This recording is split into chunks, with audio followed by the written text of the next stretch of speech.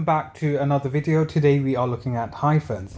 Hyphens is one of the potential exam questions in your SATs paper, specifically the SPaG paper. So what is a hyphen?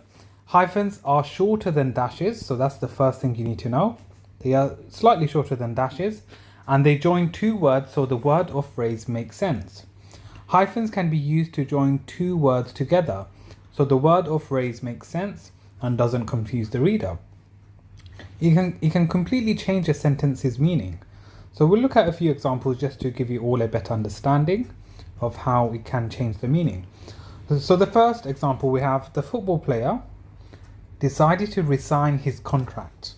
Now in this context, this means the player is leaving the club because resign here is one word, or resign. The second example, the football player decided to re-sign his contract. This has a hyphen and the meaning is slightly different. This means the player is staying at the club for longer. So as you can see from this example, adding a hyphen can change the meaning of a word. Other uses of a hyphen. Hyphens have other specific uses. So for numbers between 21 and 29, so these specific numbers, when written as words, for example, you may have written 35, you'll use a hyphen, or 73. So you've seen this before or even used it. You can also use a hyphen to create compound adjectives to join them together. So for example, part-time or sugar-free. So sugar and free, you've got a hyphen between that. For informal phrases such as sing, song, or free for all. So as you can see, these have hyphens between the words. And finally, to avoid awkward lesser combinations, such as in de-escalated. So the reason why we put a hyphen here is because without the hyphen, you'd find it very difficult to pronounce. It would be de-escalated, but having a hyphen will make it easier for someone to pronounce. And to conclude this video, we are looking at a SAT style exam question, which reads the following: insert one hyphen and one comma in the correct places in the sentence below.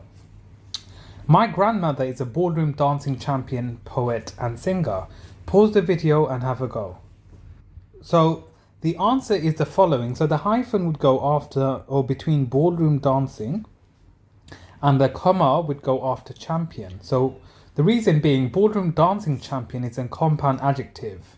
So here, this is where you'd place the hyphen. And you need a comma because it's separating the list. So my grandmother is a ballroom dancing champion, comma.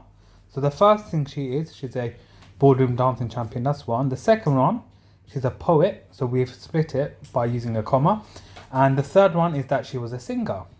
So the reason why we put a comma here is because it's for a list to describe the grandmother. And the reason why we put an is when you make a list and you're referring to the final object or item, you need to use an and. You don't need a comma for that. And that takes us towards the end of the video. I hope this has given everyone a better understanding of how to use a hyphen. Please subscribe, like and share for more. Thank you.